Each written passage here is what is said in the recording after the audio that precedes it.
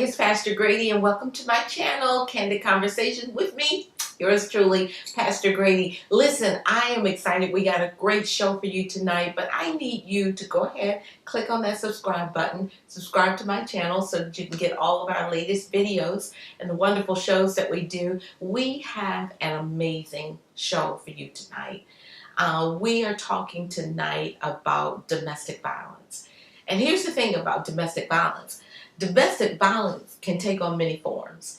And so many people think that it's just the physical. But domestic violence takes on many, many forms. And it is so much more than being punched, being kicked, or hit. It is mental abuse. It is control and manipulation and all of those things. But tonight we're going to talk about that. And what excites me even more about tonight is I have a wonderful guest in the studio, and she is going to be sharing her journey of her plight with domestic violence. And I've watched this young lady go from not knowing who she is to completing college to working in her dream career to being confident and bold and powerful. And I'm just excited to talk to her tonight. So we got a great show. So while you can, go ahead and get you some popcorn or something and just sit back and relax and listen to us as we talk tonight about domestic violence. Okay, listen, got a great show and I got a great guest. I want you to welcome to the show tonight, Melissa Hairston. Welcome to my show. Thank you for being on my channel. Thank you. Listen, you are a beautiful person. Beautiful spirit. I am so proud of you and your accomplishments and everything that's going on in your life. And I just want you, let's talk a little bit about Melissa tonight. Tell me about Melissa. What's going on in Melissa's world? Well, I am working as a nurse like I always wanted to be.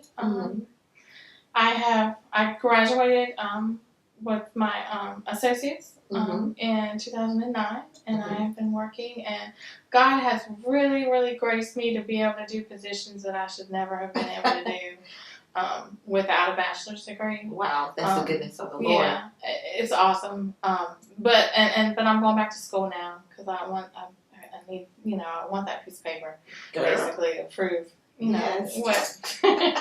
But it's. I have a daughter in college. Life is good.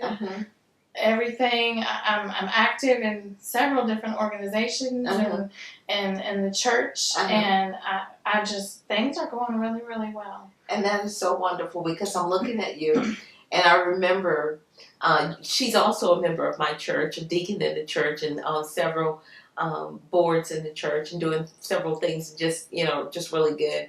But I'm looking at you, and I remember you when you first came to my church, and you were a very broken woman, a woman that didn't know who she was going through stuff, hiding secrets, and the whole nine. Let's talk about your plight. I know your story, but let's talk about your plight with domestic violence. Okay. And where it started. So, excuse me. So when I first came to the church, I was a mess. Yeah. I didn't know who I was. I definitely dressed like I didn't know who I was. Yeah, look at look at everything and type this and and I had this need for attention, and because I didn't know who I was, and not because I didn't love me. And I needed that attention, and I needed somebody to love me. Not really knowing what real love actually is at that time in my life, and definitely not knowing who I was. Yeah. And when you don't love yourself, you are subject to do just about anything. Now that is the truth. That is the truth. When you don't know who you are and you don't truly love yourself for the individual and the wonderful person that God made you to be, because He made each one of us very individual. Yes. And And for a reason. Mm-hmm. There's a reason why we don't all look alike, and there's a reason why we're not all, blonde and blue-eyed, or that we're all not a size 6, or there's a reason for all of that. Absolutely. God made each one of us to be a certain way because He has different needs for us. Mm-hmm. Mm-hmm. And coming to realize that has been probably one of the greatest joys of my life. Mm-hmm. Accepting me for who God made me to be. Yeah, and so you come in, you're this broken person, beautiful lady, voice of an angel, but you're hiding, and you're carrying secrets because you are in a relationship that is a very broken relationship. I want to talk about that relationship, but I also want to talk about where this portion of your life started. It started from not knowing who you are and feeling the need to be accepted, so you accepted anything. Yeah, and that is so true. Growing up, I saw my mom, who was a housewife. She was a stay-at-home mom. She took care of other people's children at home, but really she was a stay-at-home mom. She depended on my father for everything. Yeah. And I used to remember after I'd hear him come and yell at her about money or something that she did that he didn't like, I would, be in my room just thinking, I am never going to be like that. Wow. I don't want to be like that. Nobody's ever going to tell me what to do.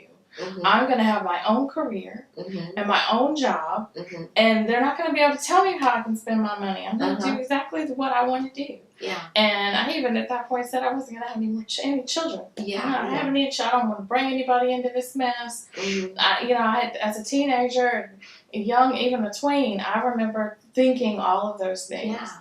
And so, watching my mom and then the tears and you just hear, my dad was never physically abusive to her, but the emotional, the control, and he had all the control. Yeah. And that's what people don't understand is that domestic violence is not just the hitting and the punching. You said that he was verbally abusive. And to see her cry and to feel powerless. And the only thing you could think is, no one's ever going to do this to me. Yeah. Yeah. And I think watching it as you grow up, a lot of times they say that people are a product of their environment. And even though I said those things, I turned around and did the exact same thing and ended up in the exact same situations a couple times. There were a couple boyfriends before my husband that were equally as controlling. And because I didn't know who I was and I just really, really, really wanted, whoever it was to love me and to accept me, want me and to accept me, and I was a people pleaser. Yeah. There was what I later found out as a root of rejection that I had, and that made me a people pleaser, and it made me, I had to be perfect at everything. Yeah, and needing people to make you feel important because you didn't feel important yourself because of rejection. Wow. And because I didn't love myself, so if all these people are telling me I'm doing a great job, and then that gives you the validation that you need. Like I'm being loved. And that was all I knew at that time. So, and like I said, there were several boyfriends, same pattern. My ex-husband, who was very abusive, it actually, looking back, it started in the beginning. Wow. Probably one of the nicest, like money-wise and material-wise dates that I ever been on in my life was one of our, I don't think it was our first date, but it was one of our early on dates, the first couple of months, complete with a limo, Alexander Devereaux. Wow. Pulling the chairs out, the doors, everything. You thought you had struck I thought on. I had. He had a good career. He was in the medical field as well, and he had a good career, and he made good money, and he didn't have any trouble flashing it around and showing that's what he had. and initially in spending it on me. Concert, Gerald Levert. Wow. It was a great date, and I was like, wow. This is it. You know, he was already attractive, and you know, and so it was just like, oh my God, I have found the entire package. I got the total package, and you're like, oh my God, I've been through all this mess with all these other guys, and now I got this great guy, and he's whining and dining me, and he's taking me out, he's showing me off, he's making me feel important, but then boom. Boom. When we were in public, everything was great. When we were initially, and when we were with certain friends, everything was great. But then there was another group of people, like his family or guys that, you know, friends that he had, he would even be ugly to me in front of them. Wow. And I was just expected to be quiet. Let me ask you and something. not say anything back. I mean, because initially it was all verbal. Yes. Let me ask you something. The first time that he did it, after being such, in your opinion, what you thought was such a great guy, and the first time that he verbally assaults you, what went through your mind? It caught me off guard. Uh-huh. And I was like, ooh, well, what was that? And then you know, you make excuses for people. Oh, well, he must be having a bad day. Yeah. Or, you know, maybe there's something going on I don't know about. And, you know, the first couple, 2 or 3 times, especially when you're really enamored with somebody, you're willing to brush a lot of stuff to the side. If you're just so far in that you can't see past the blinders, you're willing to accept a lot of things. Yeah, because there are always telltale signs. There are always those little flags that for better lack of words, back then you didn't know, but God was trying to send you a sign, showing you and waving that flag that, oh, this attitude right here, it ain't quite right. But when you're broken and when you feel unloved and unlovable, you're willing to take a whole lot of stuff. And so you keep coming back saying this, oh, well, he's just having a bad day. You keep making excuses for it until you can't anymore. Yeah. And initially, I don't even think that I realized this until like years 4 and 5 that it was mirroring everything that I had watched as I grew up. Wow. Because one day I was saying it as a compliment. I was like, "You're so much like my dad," and it caught somewhere right here in my throat. And I was like, okay, wow, you know. And then you just repeated cycle. Keep that in your head, and you just kind of push it somewhere because you're like, well, as my grandmother used to say, you've made your bed, now you got to lay in it. Wow. So you were going through like repeated cycles, and you saw your father. I did, and it really took me back and made me just. I internalized it though. Wow. Because I was like, well, I'm here now, and you know, money problems like when you. I didn't go to school straight out of high school.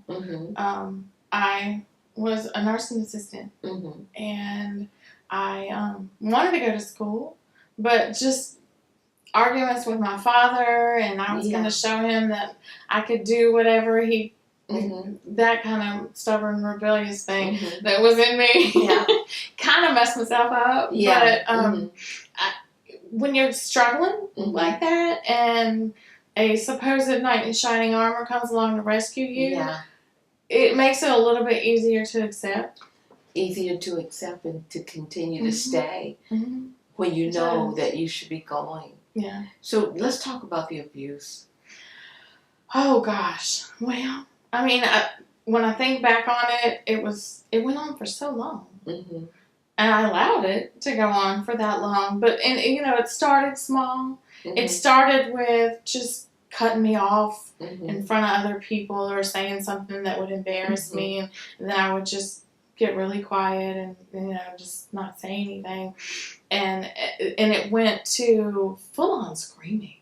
Wow. I can remember we were in another state. We were traveling somewhere, and whatever, I don't remember what I did at this point. I just remember we we're driving and he's yelling at me and I'm sitting over there, just crying so hard that you get the heaves and the tears and everything is just running.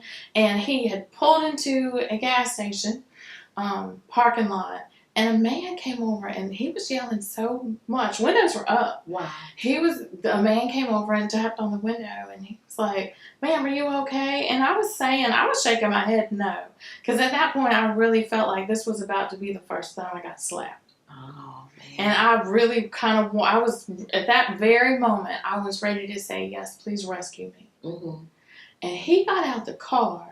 Wow. And pulled a gun out of his belt and told that man if he didn't mind his business, in so many words, that he was going to cap him. Did you know about the gun? No. I knew he had them. Yeah, but... He had guns and did all kinds of extra stuff, too. Yeah. I mean, there was all kinds of extra stuff there. Wow. And part of that led to my demise because the fact that there was always extra stuff around and mostly for me it was alcohol. Yeah. Not that I didn't do other things, but I had to keep myself numb. Yeah. Once I decided, okay, this is where we are. Stick and stay. Because at first he moved in with me, but then he built us a house. Yeah, it was a beautiful home. Beautiful. It really was. He let me pick the colors and the light fixtures and everything. He let me pick everything. And so even though my name wasn't on it, I felt like it was mine. He, kind of said, I'm building this for you. I want it to be everything you want. I wanted my separate shower and garden tub and the master bath. And, I got everything I wanted. But I paid for it. Wow. I paid for it. Oh, my. Yeah. And the house was gorgeous. And looking back, I see the little compromises that I made. Okay, well, he's a provider. Same thing my mom used to say to me. Wow. When I would say, "But Mommy, I don't like the way he talks to you," later. And she would say, "But your father's a good provider. Yeah. He takes care of us." And that was always her reason for why it was okay. It's so sad because that's not enough. It's not. But I think especially women get in those situations and they feel that, well, at least he gives me a place to stay. At least he takes care of the kids. At least he pays the bills. And he did pay the bills. But that's not enough. No. And there's not that many bills on the face of the earth that is good enough to be paid that will cause you to stay in a situation where you're being verbally, physically, emotionally, and mentally abused. It's not that many bills. Oh, I mean, really. And but those are the excuses that they make, and I believe that a lot of that is just fear of trying to make it on your own. Yeah, like the fear that I can't do it. Yeah. Like I have a child to take care of. Yeah. And, now we have this life and this is what she's used to and I don't want to take that away from her. And I don't know that I'm really ready to take that away from myself because things were so much easier. He paid all the household bills. I could put her through dance and buy her whatever she wanted. The only things I had to worry about was gas in my own car and groceries and whatever we wanted. Wow. Yeah.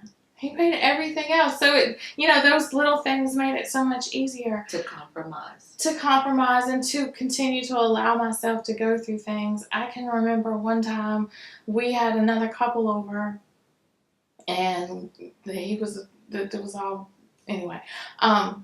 had a couple over and he had a bad habit of flirting with other women in my presence. And I was just supposed to be okay with it. His thing was, and his father would say the same thing, that, well, men in my family have never been able to stay with just one woman, so that's just the way we're made, and that's just something you're going to have to live with. And you're going to have to live with. You're just going to have to live with. The devil is a lie. And I pay all the bills around here, so I'm going to do whatever I want to do. And it went from that to further compromise. There was a lot of sexual abuse as well. Wow. But that usually goes hand in hand, and in some cases, especially when the couple is married, when the husband rapes the wife, they think that it's okay. It's still not okay. Well, no is no, whether you are legally bound or not. Mm-hmm. I had one of my good friends actually. She would tell me, and I spent years counseling her. She finally broke free out of that relationship, but she would tell me when her husband would beat her, he would get turned on, and then just take her because that was the power, that was the control, And apparently, this guy was in a situation where he was not in control, maybe seeing his father or seeing some person in his life that was controlling him to a degree where he felt like that's power. And so when they would find themselves in that situation where he would beat her to almost till she passed out and then take advantage of her right then and right there while she's weeping, while she's crying, while she's bleeding. And that, that is the power of the devil.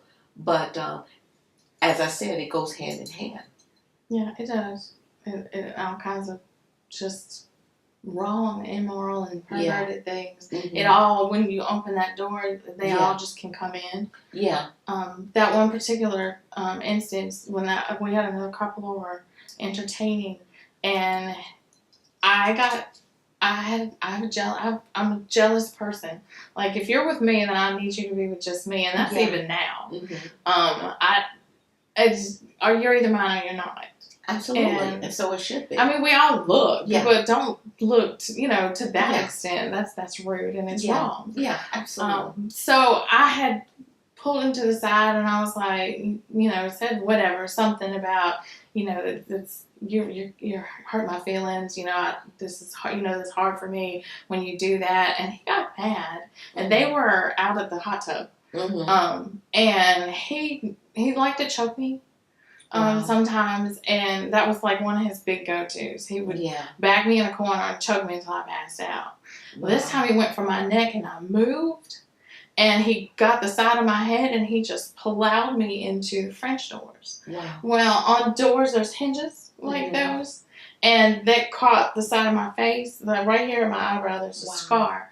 Took the longest time to heal, and just laid it wide open. It hit it just right. Wow. And he went on outside and went about his thing, and I went, bathroom trying to clean up my face. And, and the whole rest of the evening, I don't really remember. I was just still continuing to try to numb yourself. Yeah. Drinking and, And it never does it. It doesn't. Domestic abuse and domestic violence is one of those things that so many women are suffering from, and they've learned how to put on the smile. They've learned how to cover and protect, but they are some of the most miserable women in the world, or even males if they are going through that domestic violence. And it takes some divine intercession to get you to a place where you're ready to say, hey, enough of this. It does. And so after years of abuse, you said that it goes all the way back to your first husband? Yes. First husband, boyfriends, and now you got the dream fiance, that you believe that everything's going to be perfect, and you're hiding. And at what point did you start to feel like, I got to do something about this? Did you ever think about your child? And what your child, because even though she may have never said anything, you knew that she had to know what was going on. There were a lot of times when I would, I always, because of a lot of extracurricular things that went on in our house, weekends Olivia spent often with other people, friends, people from the church. Once we got there, my mom, my grandmother, I would send her anywhere where I knew she would be safe and have fun. Wow. because I didn't always feel like she was going to be safe in our house. And even if it wasn't her that wasn't going to be safe, it was her listening to things or seeing things or hearing things I didn't want her to hear. And then sometimes, later I started to come to my senses and realize that, hey, dummy, if this house gets busted or raided or whatever else, you're going to lose your child. Wow. This isn't just you. You're going to lose your child. And I think at one point I was just so numb to it all that didn't even hit me. Towards the end, there were times when I would barricade us into her bedroom at night to make sure that I could keep her safe. And because there was a lot of broken furniture and a lot of broken glass and a lot of broken everything. Wow. If I didn't barricade us in, sometimes I would, and I actually did manage to fall asleep. There were plenty of nights when I was awoken to just either being slapped, hit, grabbed by the feet, and just jerked out the bed till you hit the ground really, really hard to wake you up, just because you were sleeping. Yeah. Wake up. Wow. What do you need? What do you want? You were asleep. Oh, I wanted you to wake up. Wow. Yeah. It was, wow. And that was not normal, but random daily things. It became our life. Wow. And Olivia never really questioned why Mommy would come and move the dresser in front of the door and stay in her room all night long. She never really questioned it. She never questioned it verbally. Yeah. Yeah. And she was young. Yeah. And she was 5 or 6. Was he abusive towards her? Never. Never. The only thing that I worried about with that was he was sometimes really too nice to her. Yeah. And I was always afraid. I wouldn't necessarily leave her with him for any extended periods of time because I always worried just a little bit. Because that spirit that was there would, because then I'd be in jail. That's my baby. Domestic violence is it does something to a child, because I was a product of it. I've never been hit by a man. Never been in a relationship where it's been physical or even emotionally abusive. But I had a father that was physically abusive. He was an alcoholic, but he was a functioning alcoholic. On weekends, when the sun went down, I guess after work, on his way home from work, he came home with a bottle. He had a bottle for the rest of the weekend. And I dreaded coming home from school. I'd be crying on the bus. Everybody's asking me, what's wrong? Because I know what I'm getting ready to walk into. I'm getting ready to walk into a home that is filled with hell, from him yelling and screaming at my mother and beating my mother in front of us, walking around with a gun, intimidating and trying to intimidate us. And it was very hard, and it created in me anger, a rage, this chip on my shoulder that is so internal.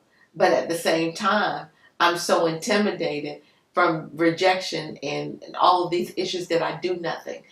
But it creates a whole nother little person inside of that child, because that child is watching, they're hearing, and even though we never got touched, even though he didn't beat us, even though, he tormented us sometimes just by walking with the gun, but it created inside of me this person that was angry. And so the reason that I asked you about your daughter, I know she had to hear some things. I know she had to see some things. And just like for you, it created inside of you this person that was angry, but in need of love and care. When we get back, we're going to go to a little commercial break in a few. But when we get back, I want you to talk about what it created inside of you, and dig a little bit deeper on why you stayed through all of that unbelievable pain and abuse. So, guess what? We're going to go to a commercial. We have a women's conference that is coming up in July. This July, July the 26th to 27th, and I believe it's the 28th. And we are celebrating women because every woman is a shero. And every shero needs a sword. So our conference this year is Sisters with Swords. We're going to come to the city and we're going to take the city by storm. And we're giving these women back their authority and who they are in Christ. And we're going to take it by the word of God, which is the sword of the Spirit. So enjoy this commercial.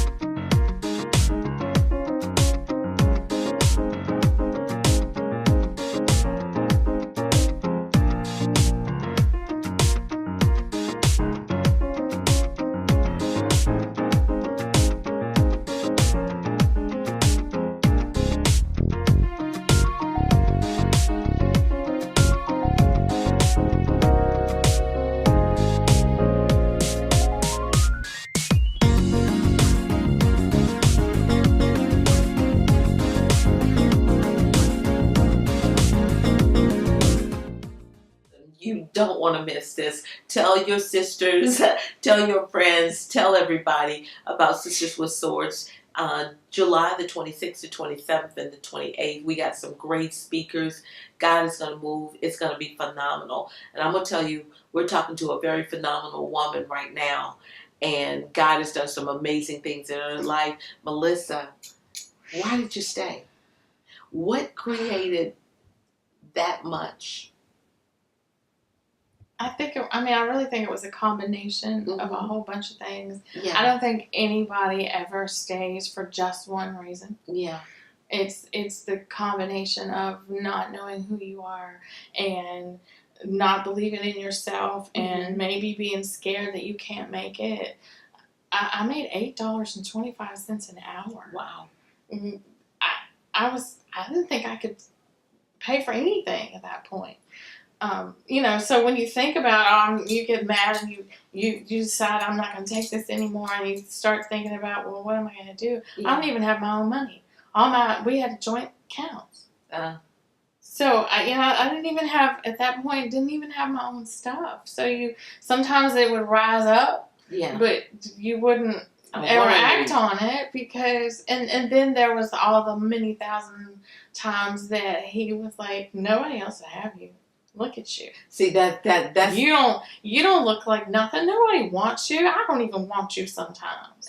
But you got me, and you're stuck with me. I'm stuck with you, I guess. But just the constant beat down, talking to you like you're nothing. No matter how good dinner was, half the time it would end up across the room, stuck to the wall. Broken plates, and if it was good, if one little thing was off, if there was not butter on the table, it took nothing. Wow. For that, something to set him off. Because that's what abusers do. Their favorite tool is to belittle you to the point where you believe it. And the dangerous thing is so many women believe it. When they're told that you're ugly, you're stupid, nobody wants you, you will never be anything. I'm just with you because we together and I'm stuck with you, but don't nobody else want you. That is the tool that the abuser uses greatest, because he knows if he can get you to believe that you are nothing and that nobody wants you and that you're unlovable, that you're ugly, that you can't make it. He knows that he can keep you right there in that repeated cycle of having the same thing done to you over and over and over. And one of the greatest things that abusers are afraid of is when the one that is being abused finds a power source. And when you find that power source, I don't care who it is, they will find a way to try to destroy that power source. I remember my sister was in an abusive relationship, and she would call me, and I would pick up my Louisville Slugger, and I'd go over to the house. This husband of hers, he was bigger than me. He probably could have beat me to a pulp. But I bet you one thing, I was gonna get a few swings in. And so I was empowering my sister to let her know, you don't have to take this. It's nothing wrong with you. You are beautiful. You're special. You're awesome. You're fearful in God. You don't have to take this because God did not create you to be a doormat. Well, when I started empowering her and she started standing up for herself, then I became like this hated person, this evil, mean person, because, he was saying everything to my natural sister, like, she's jealous of you. I mean, why would I be jealous of my sister? I'm empowering you. So that's the enemy's greatest tool through abusers. That's their greatest fear. That's what I meant to say. You did that with me as well, actually. You were the object of being hated by, in this situation as well, because just the constant beat down of being told that you're nothing, and I felt like I was nothing. Yeah, because you started to believe it. So when me and Olivia got to Potter's house, I tried to hide a lot of stuff. Partially because I was truly physically afraid of him as well. And if I didn't put on the show and make it look like the happy family, and if everything wasn't, if I did anything wrong out in public, I always caught it when I got back home. It's amazing how they're able to hold it all together in public and then behind that. But see, that's a coward. Ooh, that's a coward. And they're able to show who they really are behind closed doors. Go ahead with your story. I remember one particular Sunday, well, two different things. One Sunday when you had laid me out on the floor and was praying boldness around me, it changed things. Ooh. It changed things in that because I started just to get a little bit of strength. A little strength. That's all you need. And so I didn't have a whole lot. That's all you need, a little bit. Because he would say something would happen, and I'd have a comment. Where I had never, ever had a comment before. So things actually got a lot worse before they got better because I had a little bit too much mouth. But the wonderful thing is you had a comment because now you're beginning to come and discover who Melissa really is. Yeah. Oh, I love it. And then there was, I don't know if you remember the Sunday when Prophet Hedden had called me up and was prophesying to me. And he was empowering me and just speaking boldness and all this future stuff over me, and I was standing there thinking, there is no way, but I felt it, like I knew that this was God and there was power behind that. And for whatever reason, he came up and he was gonna, I don't know if he was gonna try to move me or if he just wanted to try to support me or whatever, but I was so into what I was receiving that my hand went up and brushed him away. It kind of was like, don't There was the Holy Ghost in that hand. That's what it was. Touch me. Oh, boy, was that an ugly evening, too. Oh, man. But, yeah, this knee has had its first surgery because of all of that. Wow. Yeah. Wow. But it's a good knee now. It works great. So and so now you're empowered and you're changing at home. You're beginning to speak up for yourself. Yeah. And you're realizing, I don't deserve this. Yeah. And I started making little plans. I had to make a lot of plans in my mind. And I had to do, research at work and stuff where I couldn't get caught. I went one day and opened my own bank account at a whole separate bank. Yeah. And I didn't make much, but I was putting money away. And I was squirreling stuff here and there and making plans. And I didn't really tell anybody at first. Because there weren't, other than people that just kind of figured it out or discerned it. Or I didn't really share up until, and people at work had figured some things out because of bruises and stuff when I would come to work, or I'd come to work looking like I had just got done crying, and face would be eyes all puffy and everything. some of those people had figured it out because I was with them, you know, 5 days a week or whatever. And it's just, it did get a lot worse before I got out. Yeah. Because of the boldness that I was getting, but it was great because I was feeling strong. Yeah.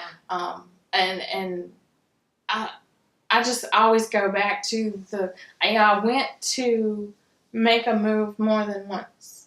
I went to try to get out of this more than once, and I had done the research and found out that what I had found out was the best thing that I needed to do first was to start out by going through the court system and get a restraining order. Yeah.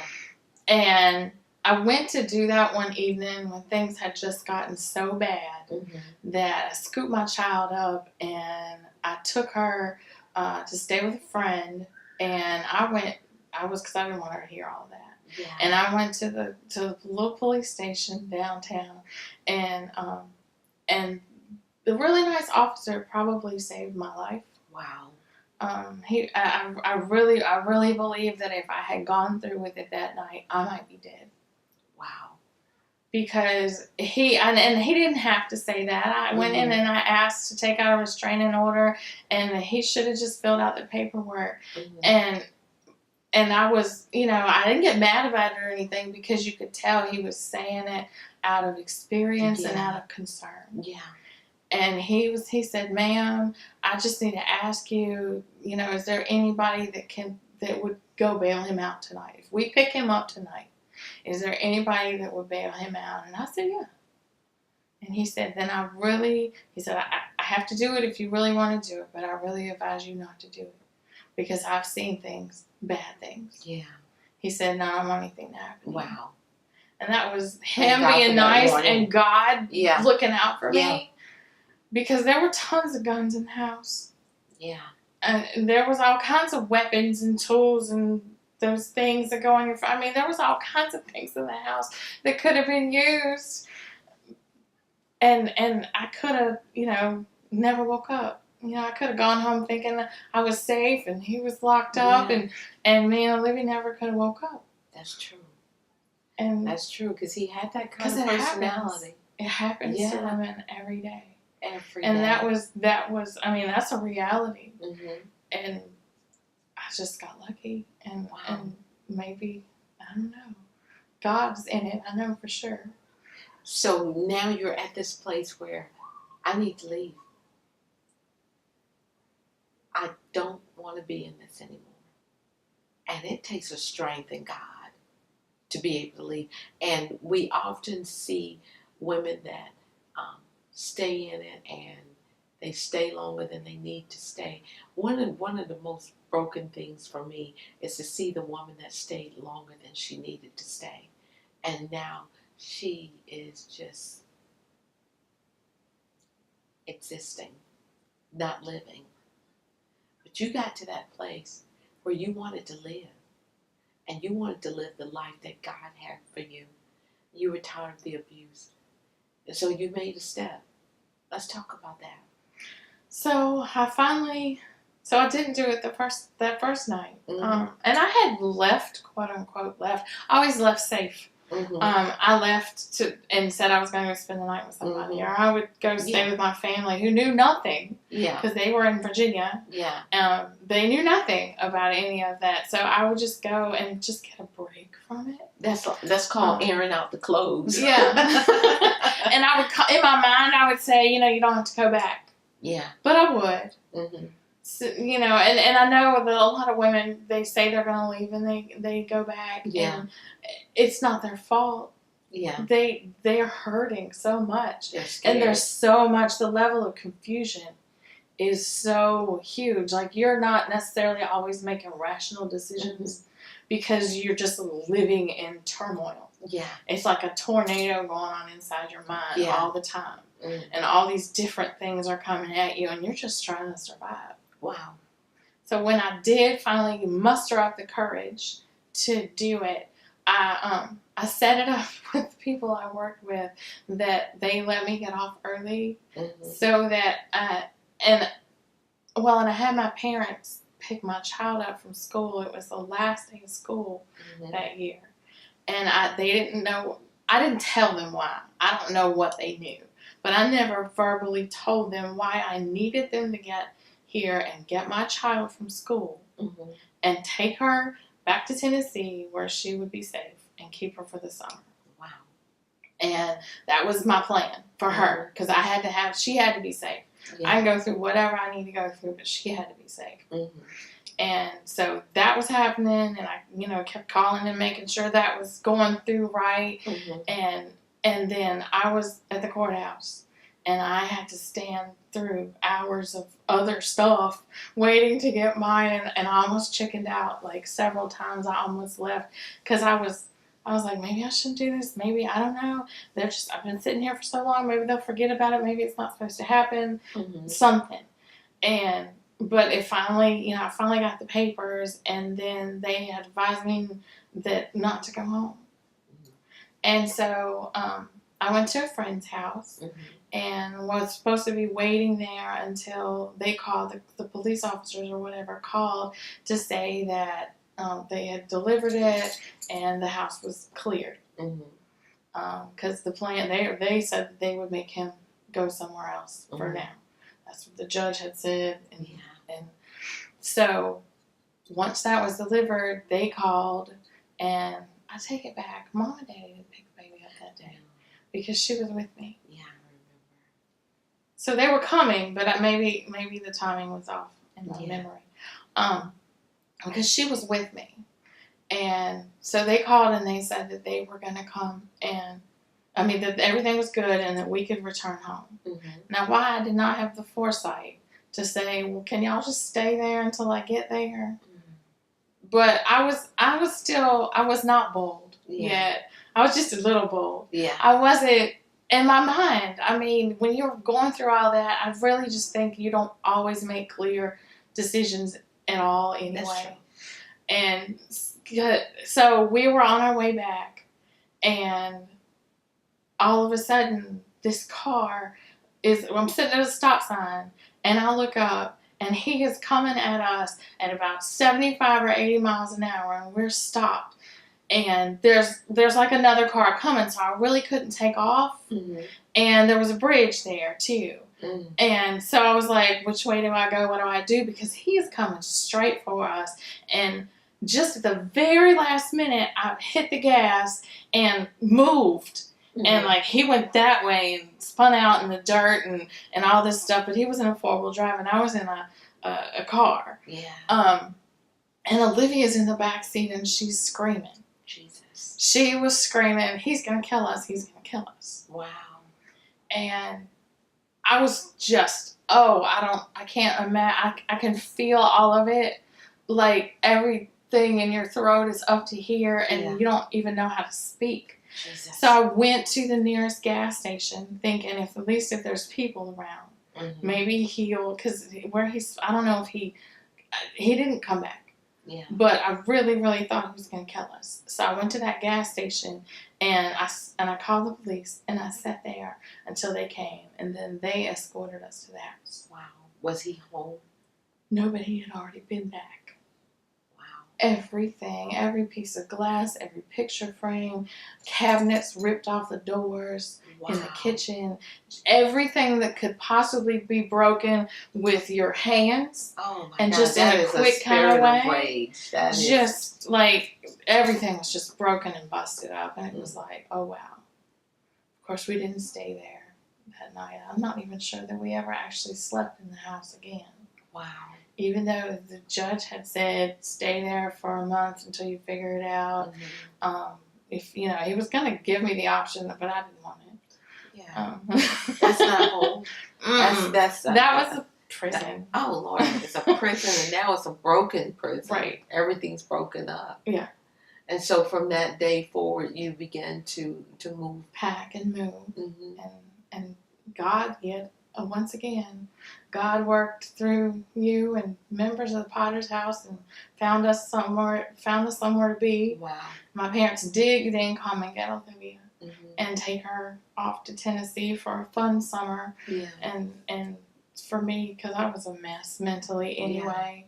Yeah. It was because when you go through all that and you have to leave, there's still that little part that wants the person that you fell in love with to be the person you thought you fell in love with. Yeah. And that little glimmer of hope is really, really hard to extinguish. Yeah. Because I did love that man. I know you did. And to stay with him. Yeah, you don't put up with stuff like that unless you really, really, Wow. And so to extinguish that one last little dying ember that you were maybe holding on to, the only thing that kept you together, that was it was a process. Yeah. Actually, let's see. You told me. I don't know if you remember telling me this. You said, give yourself 12 years. And I thought, 12 years? Oh my God. 12 I don't years. remember saying that.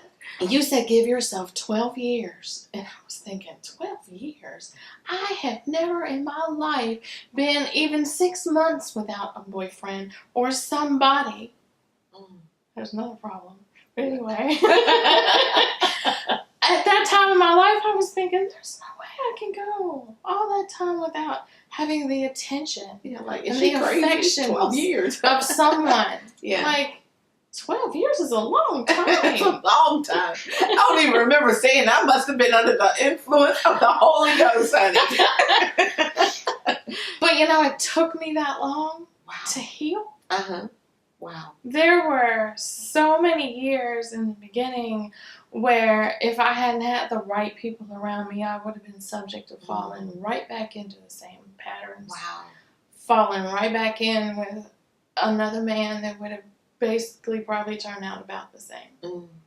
Because it was like a baby or even a little deer like Bambi when they try to walk. Yeah. And so you're getting your legs and you think you know something, but you don't really. Yeah. And as soon as you maybe start talking to somebody again, you see yourself doing the same things over again, but you don't really know how to stop. And it was kind of scary and weird at the same time. And then it's like, you don't really know how to go forward or how to have a normal relationship. Yeah, because it's like you're starting from scratch. Yeah. All over again, and you're learning yourself. You're learning how to appreciate you, how to love you, how to take care of you. But you're also learning how to discern. And so is spirits. So it's like a rebuilding. It's like a rebirth. And that's hard.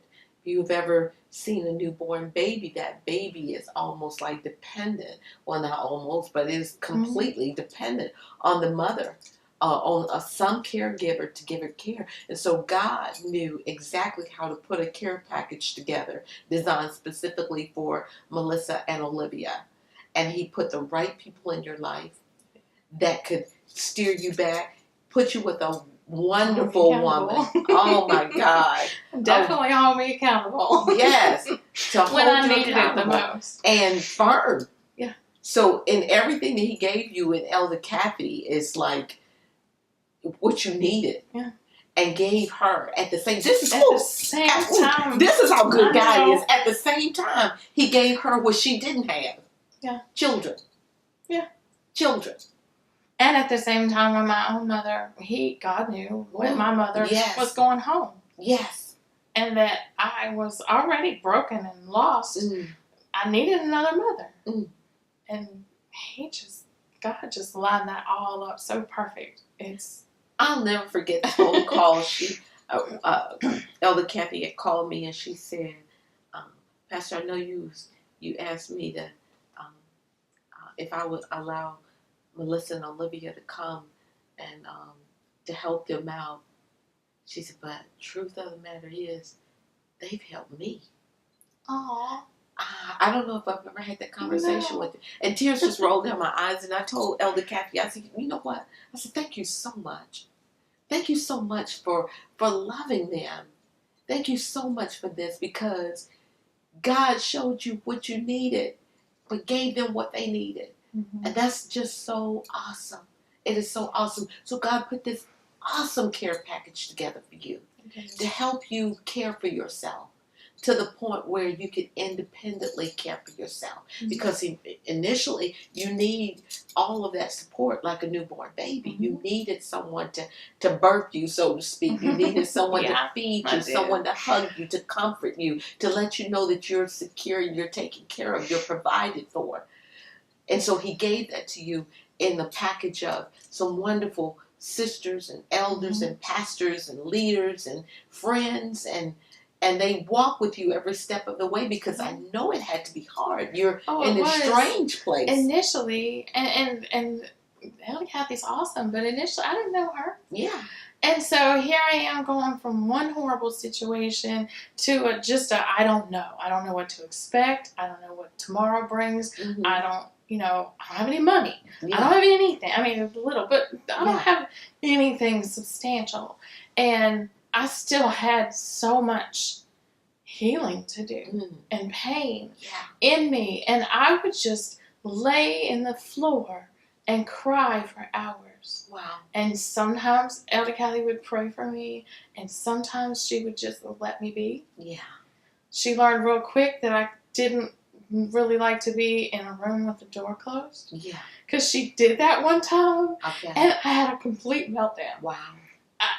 It triggered something. Yeah. She closed the door, and it was just, God just, He just worked so amazingly, and just allowing me time to heal, and people were there for me. Yeah. And that's what, I want to turn around and give back now. Yeah. And it's so important that you heal. And so many people, they will leave one domestic situation and not give themselves proper time to heal. And you have to heal from the inside out. Because it's one thing to, be able to leave, and you said you worked at $8.25 an hour job. It's one thing for you to be able to leave and get that $15 an hour job, that $18 an hour job, and you get the tangible things, and you're able to look like you're healing and that you're going on with life, but on the inside you're still broken. And there's so many women that are still broken because they got the outward or the external parts of their lives together, but the internal parts of their life, they haven't gotten it together, and it takes time to heal. It does. And all those lonely hours at home when you're by yourself and it's just you and silence and thank God for the word. Yeah. And because I just poured myself into it because I didn't know what else to pour into. And there was nothing left. And that was the right thing. And it was. It was. I just, that's why I worry about other women that maybe don't have those same kind of influences. And how I know that one of the reasons that God brought me out was so that I could be helpful to somebody. Yes. Sharing what I went through and maybe help guide somebody else through, and just be supportive. And sometimes it's not even about what you do, it's just being there. Yeah. It's just being a presence. And maybe if they just know that you're just going to be there. Yeah. They don't have to say anything. They don't have to talk about it. They just know that you're there, or that you're there if they need to call. Yeah. Or that you'll help them find resources if they need, if they're ready to get out and they want to go somewhere. Wow.